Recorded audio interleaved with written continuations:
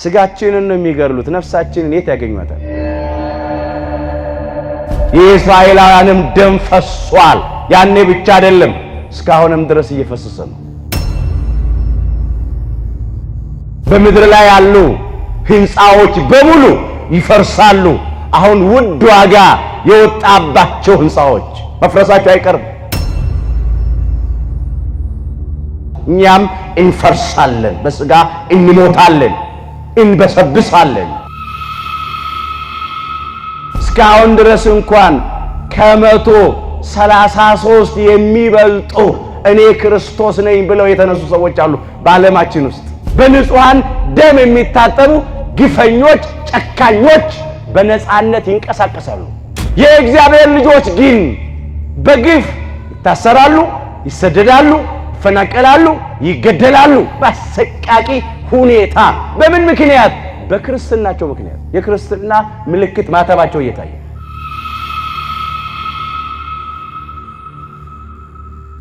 የመምጣትህና የዓለም መጨረሻ ምልክቱስ ምንድነው? የማቴዎስ ወንጌል ምዕራፍ 24 ቁጥር 3። ለዛሬ አምላካችን እግዚአብሔር እንደረዳን መጠን በሚኖረን ጊዜ የምንማርበት የትምህርታችን ርዕስ ይሆናል።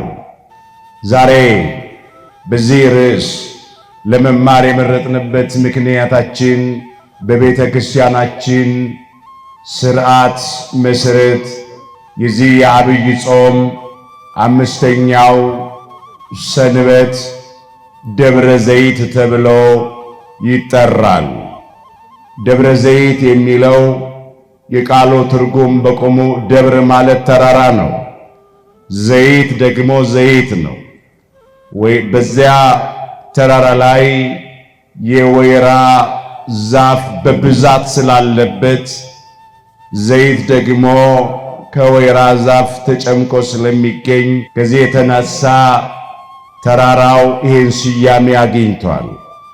በተለይም አምላካችን ጌታችን መድኃኒታችን ኢየሱስ ክርስቶስ በዚያ በደብረ ዘይት ለጠየቁት ለደቀ መዛሙርቱ ስለ ዳግም ምጽአቱና ስለ ዓለም መጨረሻ ምልክት በስፋት ስላስተማረ ስለተናገረ ይህንን አንስቶ አባታችን ኢትዮጵያዊው ቅዱስ ያሬድ በጾመ ድጓው ዘምሯል።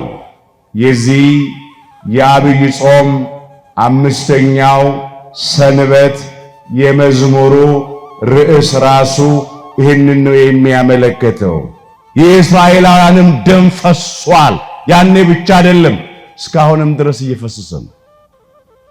ይህንን ማለት ነው። ይሄ በጊዜው ፍጻሜ አግኝቷል። ወደፊት ደግሞ ስለሚሆነው ነገር ተናገረ።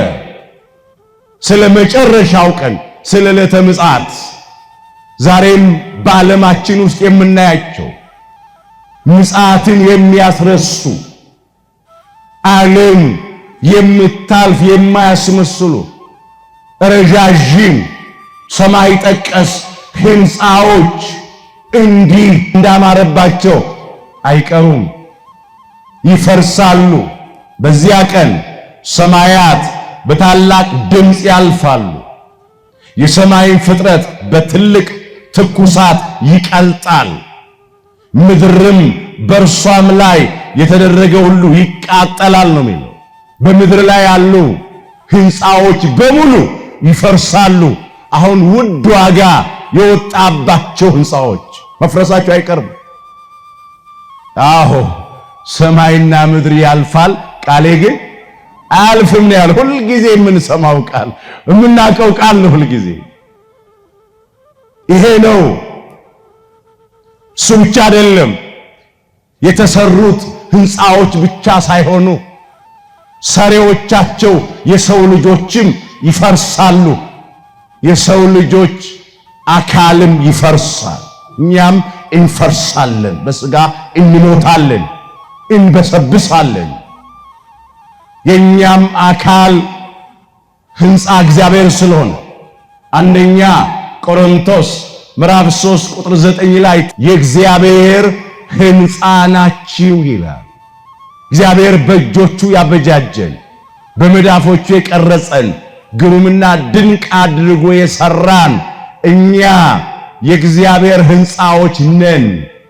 እኛም ግን በሥጋ እንሞታለን፣ እንፈርሳለን። የእንግድነታችን ዘመን ሲያከትም ሲያበቃ ይሄ ለማንም አይቀርም። መጽሐፍም የሚለው ይህን ነው፣ ሁላችንም እንሞታለን ይላል። በምድር ላይም እንደፈሰሰና እንደማይመለስ ውሃ ነን ይላል። ሁለተኛ ሳሙኤል ምዕራፍ 14 ቁጥር 14 ላይ አበውም እንደዚህ ይላሉ፣ የፈሰሰ ውሃ አይታፈስም። እኛም በሥጋ እንሞታለን፣ ግን ከሞት በኋላ ሕይወት አለን። ከመቃብር በኋላ ትንሣኤ አለን። ፈርሰን በስብሰን አንቀርም።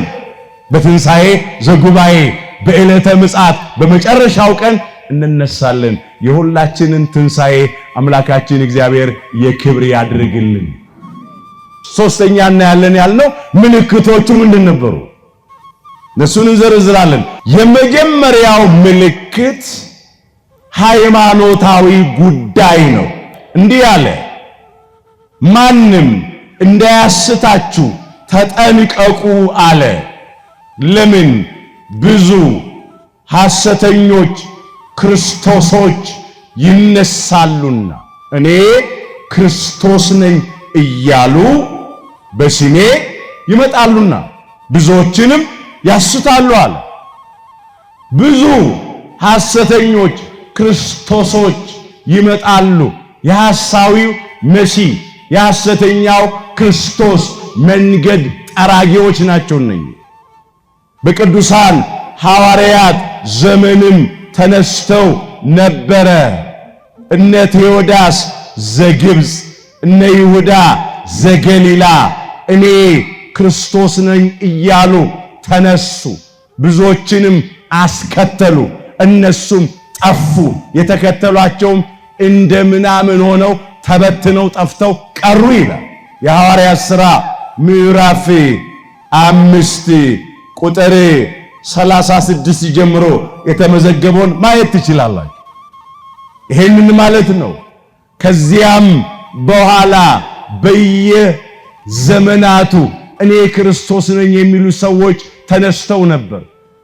እስካሁን ድረስ እንኳን ከ133 የሚበልጡ እኔ ክርስቶስ ነኝ ብለው የተነሱ ሰዎች አሉ በዓለማችን ውስጥ። በጎረቤት ኬንያ፣ በአሜሪካ ብዙዎች ተነስተዋል።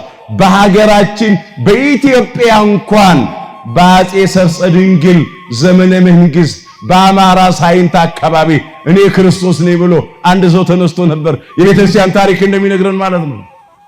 120 ሰዎች መረጠና እነዚህ 120 ቤተሰቦች ናቸው አለ።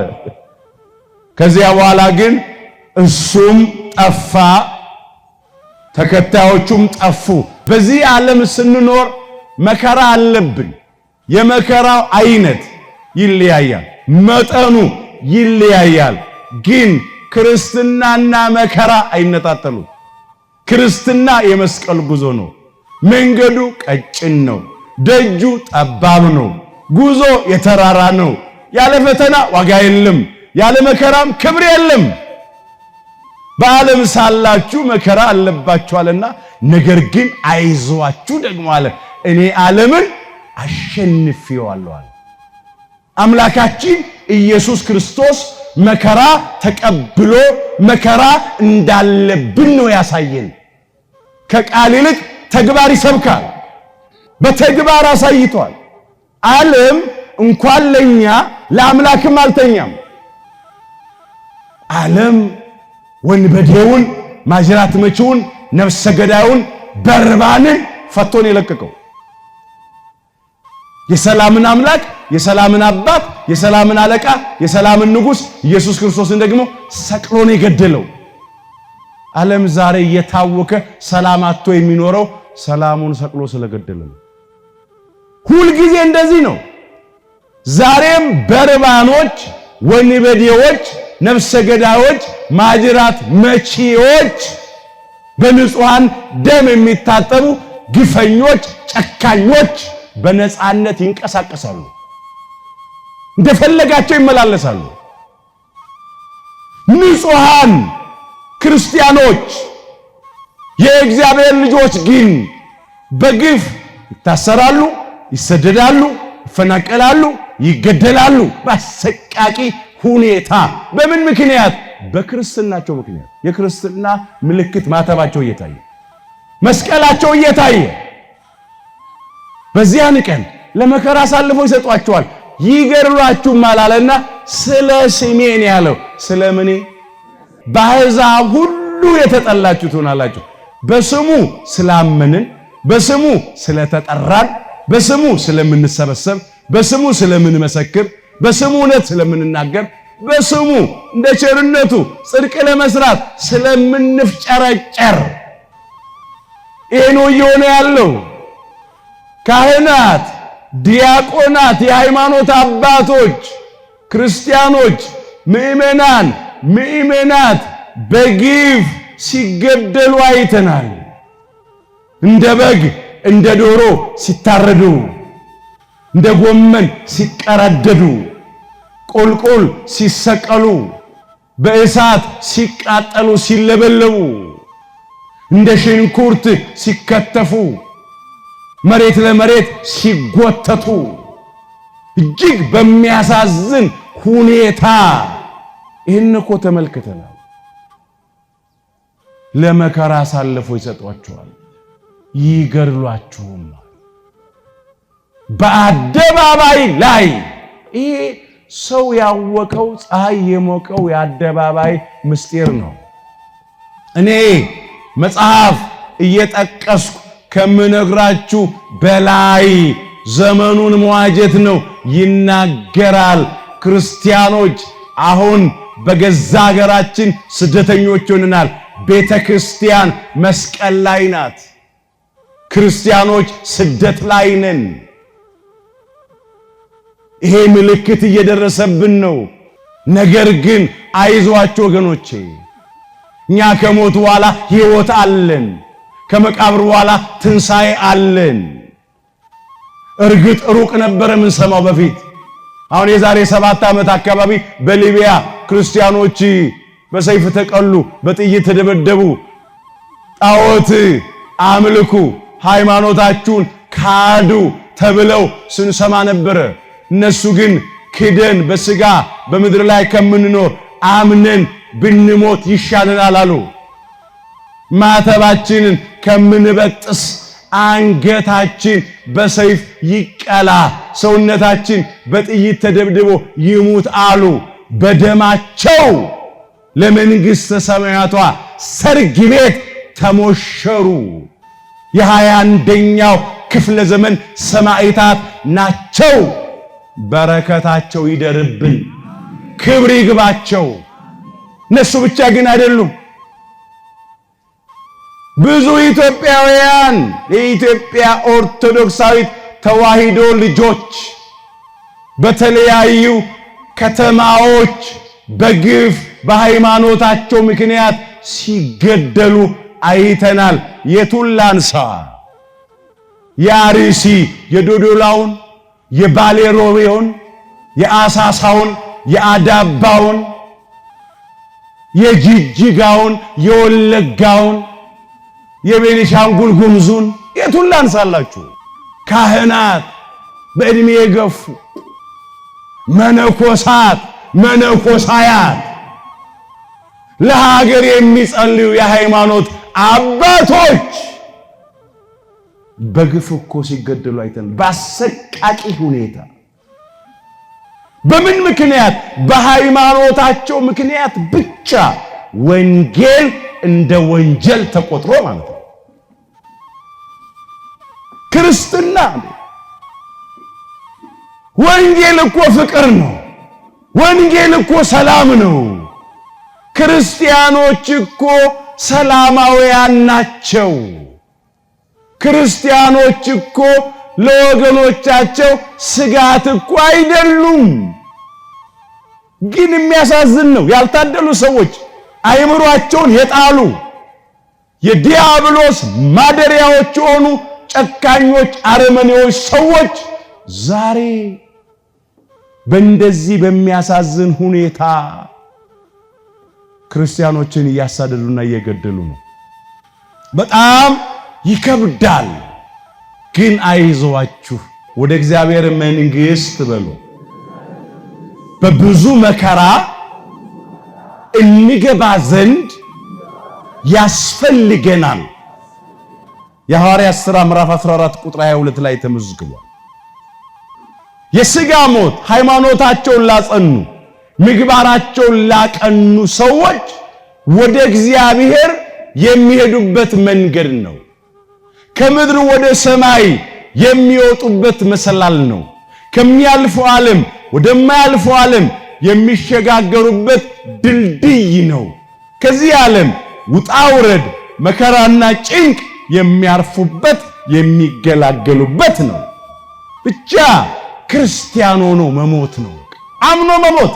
ሞት አይቀርም። ሰው በረሃብ ይሞታል፣ በበሽታ ይሞታል፣ በመኪና አደጋ ይሞታል፣ በጦርነት በሰው እጅ ይሞታል። እንቅፋት ሞቶን እንሞታለን። ምራቃችን ትን ብሎን እንሞታለን። ከመጣ አይቀርም። ግን ሃይማኖትን አጽንቶ ምግባርን አቅንቶ ለንስሐ የሚገባ ፍሬ አፍርቶ የአምላክን ቅዱስ ሥጋና ክቡር ደም ተቀብሎ ተዘጋጅቶ መሞት ደግሞ መታደል ነው። ሞት እረፍት ነው። ሥጋችንን ነው የሚገድሉት፣ ነፍሳችንን የት ያገኟታል? ሥጋችሁን የሚገድሉትን አትፍሩ ይላል። ነፍሳችሁን መግደል አይቻላቸውምና ይላል ቃሉ የማቴዎስ ወንጌል ምዕራፍ 10 ቁጥር 28 ላይ። ስለዚህ ሥጋችንን የሚገድሉትን አትፍሩ፣ ይልቅ አምነን እንሞት። እግዚአብሔር ለሁላችንም ጽናቱን ይስጠን። አራተኛው ምልክት ከአመፃ ብዛት የተነሳ የብዙ ሰዎች ፍቅር ትቀዘቅዛለች ነው ያለው።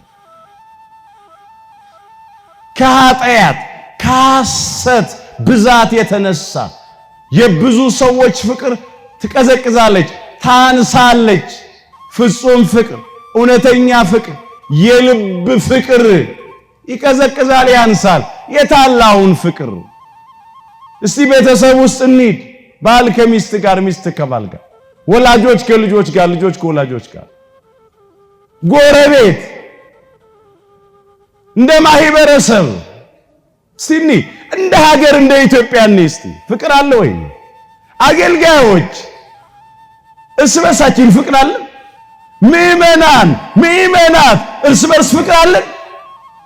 እግዚአብሔር አምላካችን ትንቢቱ የሚፈጸምባቸው ምሳሌው የሚደርስባቸው ሰዎች አያድርገን።